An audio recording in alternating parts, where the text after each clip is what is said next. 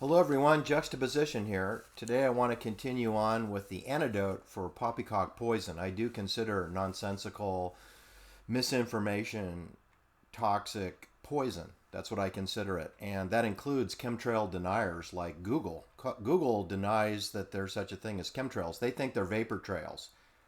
How much of an imbecile do you have to be to have 36 games of tic-tac-toe above your head at 25,000 to 30,000 feet above you in disturbing patterns of north, south, east, west, aluminum oxide chemtrails running 6 to 8 miles long, and pretend through extraordinary denial and brain restructuring that these are vapor trails. These are vapor trails that last 20 minutes to 30 minutes before they fan out and completely cloud over and gray out the blue skies. All right, that's what I'm talking about. That's an example of poppycock poison, toxicity. You know, the kind of barbiturate toxicity that killed Marilyn Monroe, Judy Garland, Inger Stevens, yeah, and probably Jean Harlow, right? And probably Noreen Elizabeth Kidd Shatner, William Shatner's third wife, who drowned at the bottom of the pool when he comes home from dinner with his daughter in Orange County. And what does he do? Instead of pulling his wife's naked body out of the swimming pool, oh no, he goes back in the home and he calls 911 emergency to report that his wife's at the bottom of the pool, where the dispatcher tells him, go back and get your wife out of the pool and don't hang up the phone. So maybe Bill Shatner knew Noreen was already dead when he left the home, probably at 4 or 5 o'clock p.m., and now it's 5, 6 hours later, so he doesn't need to get Noreen's naked body out of the swimming pool because he knows she's dead. Even had rigor mortis had kicked in on her at the bottom of that swimming pool. Anyway, that's an example of poppycock poison mendacity and applied linguistics, because if you read William Shatner's biography about 8, 9 years later, he completely undermines the reality of the situation, that he was in an aggressive divorce from his wife Noreen, and that he filed with the stipulation of no alimony to be paid within 11 months of their marriage, which means they didn't even get to their 1 year anniversary of their romantic engagement. They never even got to the 1 year anniversary, and he's already filing for divorce. So the story that it was the love of his life, even though it's his third wife, 28 years younger than him. I'm bringing that up because it just falls right into place with everything to do with COVID, everything to do with Sharon Tate, everything to do with the city by the bay that we call San Francisco, and everything to do with the university known as Stanford, Leland Stanford Junior University, located in Palo Alto, adjacent to Sand Hill Road, Sequoia Capital, which brought you FTX and KKR, right? Two companies founded by people from the Bronx, New York. Don Valentine financed and founded Sequoia Capital, located at 2800 Sand Hill Road. He did that in 1972. 4 years later, in 1976, a Bear Stearns executive, Jerome Kohlberg from New Rochelle, New York, he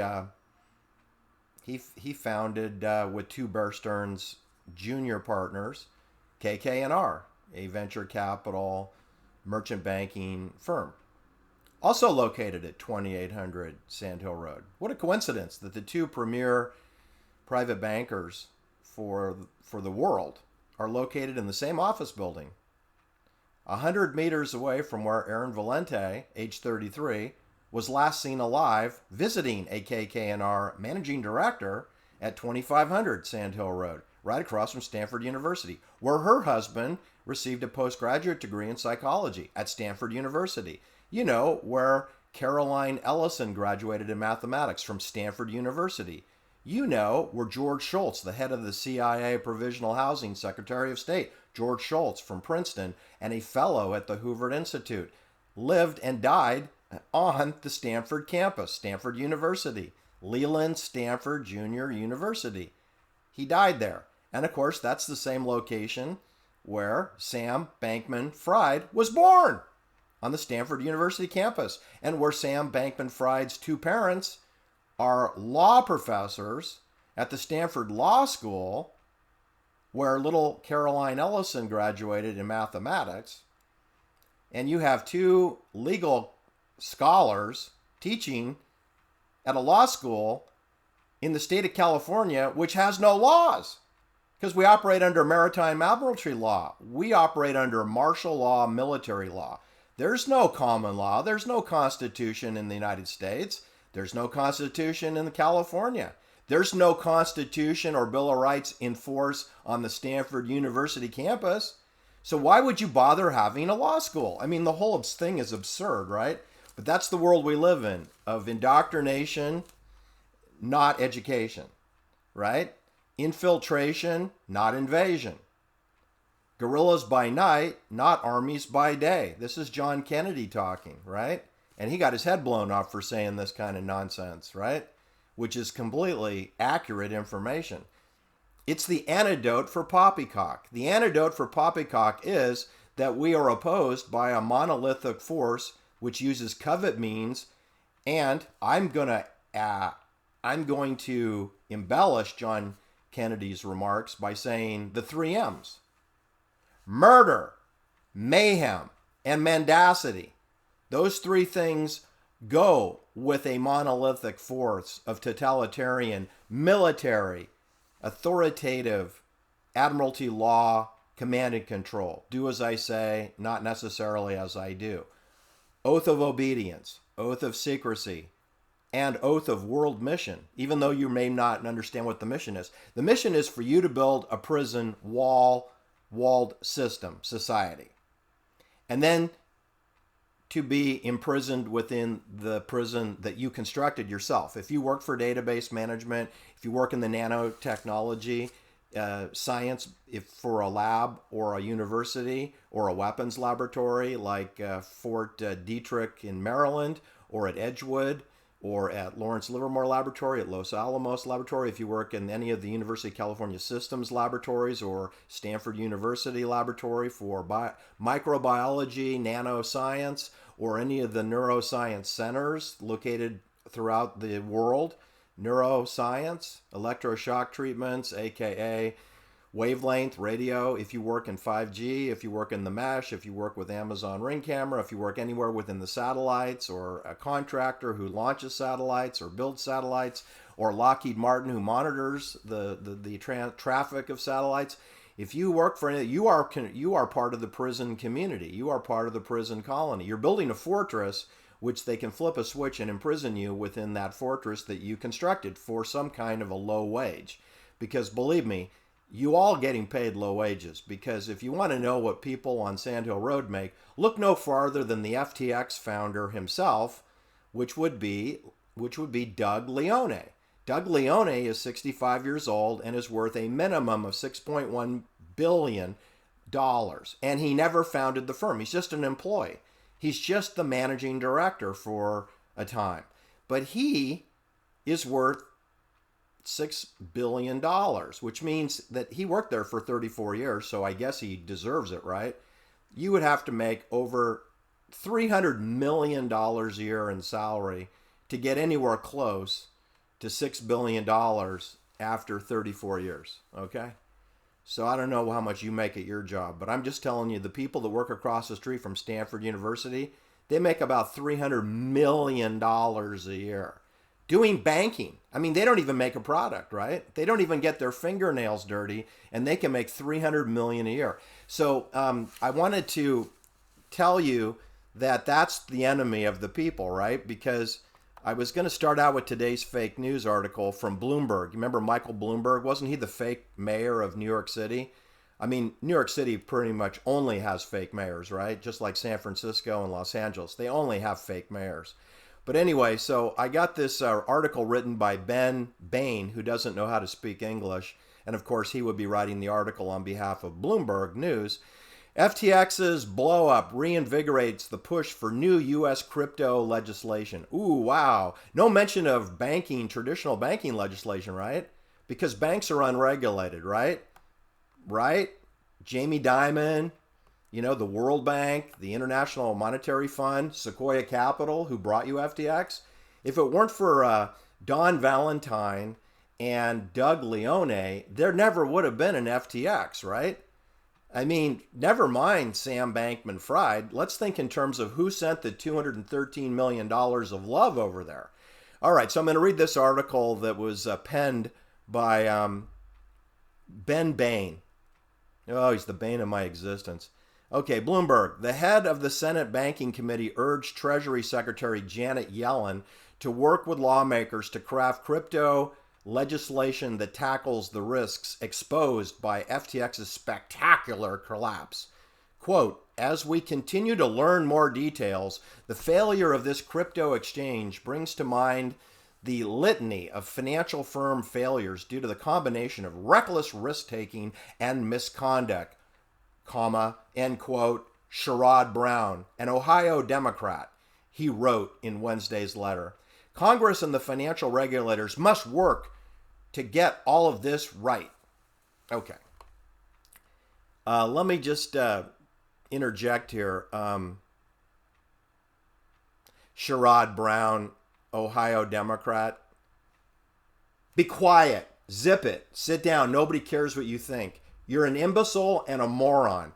And the poor people of Ohio have another fake leader at their disposal. Anyway, here's the thing. There could never be a Sam Bankman-Fried without Stanford University, which housed his parents and the Stanford Law School. And they graduated Caroline Ellison, the CEO of Alameda Research. Stanford University. Let me just say it again. Stanford University. So, and then they get the love across the street from Stanford University at Sequoia Capital and Doug Leone, who wires over $213 million to create the fraud of FTX. And believe me, no bankruptcy federal paperwork can be filed without Doug Leone's express written permission to do so. And that's what tanked FTX. Not misconduct and not by taking reckless risk. I mean, what do you think Chase Manhattan Bank does every day? Or Citigroup? Or Bank of America? They're in fractional banking, simulation, meta-universe, wonderland, cuckoo for Cocoa Pops. They are quadrillion times more financially exposed to misconduct. And don't think that these banks are not all going to be exploded into a gajillion pieces, deliberately on purpose, I might add, because they're already beyond the pale of what's reasonable and decent. They want to roll us all up into central bank digital currency. That's the plan. And then they're going to blame it on global warming or what I'm going to call aluminum oxide chemtrails. They're going to blame it on some external event when the whole thing has been scripted and designed by the bankers. So anyway, that's today's news story. And they say new details are revealed. But we knew weeks ago, even before the paperwork for the bankruptcy Chapter 11 reorg was submitted to the District of Delaware. Before that, we already knew that Sequoia Capital was a primary funder and founder of FTX. So we already knew that. So how come we're not talking about that? Because they're the adult supervision in the room. They're the ones that brought you Steve Jobs with his little open-toe shoe policy, wearing sandals to the conference room meetings. Steve Jobs of Apple Computer, they're the ones that locked out the founders of Cisco Systems and sent them, kicking them to the curb. This is Don Valentine's Sequoia Capital, taking control of the investments of Sequoia Capital by firing the founders, by firing them and booting them off the property. And they don't know what happened. Doug Leone doesn't know what happened at FTX. Of course he knows what happened. It's impossible for him to not know what happened. To fund and destroy your baby within 36 months of creating it is deliberate on purpose. It's deliberate on purpose. So, it's not Caroline Ellison's fault, and it's not Sam Bankman-Fried's fault. It's Stanford University's fault. It's Doug Leone's fault. It's Don Valentine's fault. It's the fault of Sand Hill Road private bankers. You know, the people who last saw Erin Valente alive on October 7th, 2019, before she ended up dead in the back of her car. Okay? And the Stanford campus came from the Ohlone Indian tribes, which got booted off that property. which Leland Stanford somehow magically took control over and donated, which now comprises 8,100 acres of land for the Stanford campuses, plural. Anyway, I guess that's my point, is that it's never who you think. It's never who you think it is. It's always someone else. Stanford University has one hell of a reputation, and it's not good.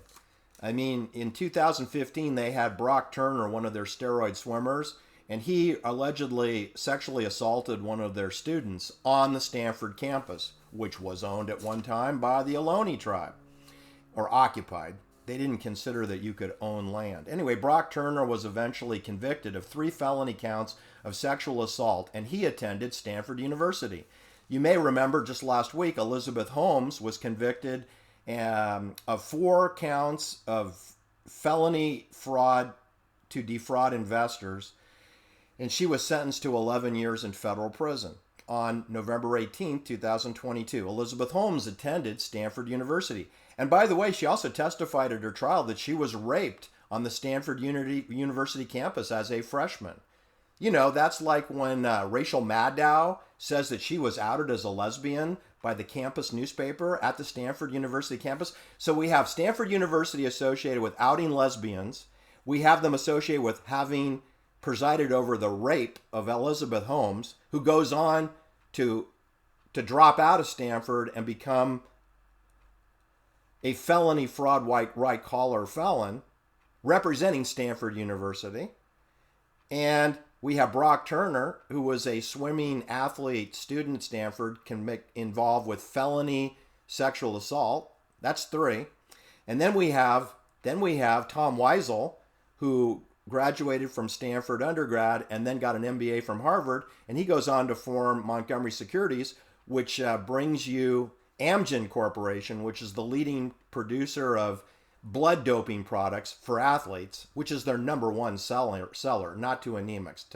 And so Tom Weisel, an athlete himself, he's involved with the venture capital funding of Amgen Corporation down in Thousand Oaks, which is the premier blood doping firm of all time.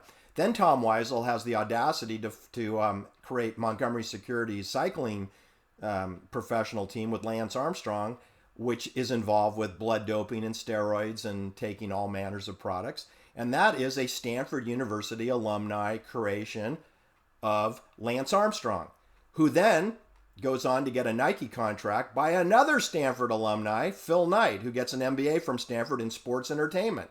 And what's better for sports entertainment than to have Tom Weisel partners and Nike, Phil Knight, team up together to promote steroid sports to sell sneakers? What a great partnership. All of this with Stanford University alumni. That's Tom Weisel of Ross, Marin County, a high concentration of CIA, Spooksville. That's Phil Knight from the University of Oregon with an MBA from Stanford, involved in sporting fraud to sell sneakers. Sporting fraud, in other words, cheating, breaking all the rules to sell sneakers that are manufactured in Asia, for like $1 a sneaker and sell them for $150. That sounds like fraud to me. Anyway, that's all coming out of Stanford University campus. The people that brought you Elizabeth Holmes and brought you Caroline Ellison and brought you Sam Bankman-Fried's parents, who are teaching children about constitutional law, which doesn't exist on this planet Earth. There's no due process. I mean, I doubt that Sam Bankman-Fried's parents have ever even been inside a criminal courtroom in their lives. Perhaps they should have attended the Elizabeth Holmes trials and put their little ritual cult face diaper on. They might have learned something about how criminal courts work. All right. Anyway, that's my sermon for today. I hope you enjoyed it. But don't believe anything you hear from fake news sources like Bloomberg or fake universities like Stanford or fake scapegoats like Elizabeth Holmes, like Caroline Ellison, like Sam Bankman-Fried, when you have Don Valentine and Doug Leone to talk about. Thanks for listening. Have a great day. Please hit the like and subscribe.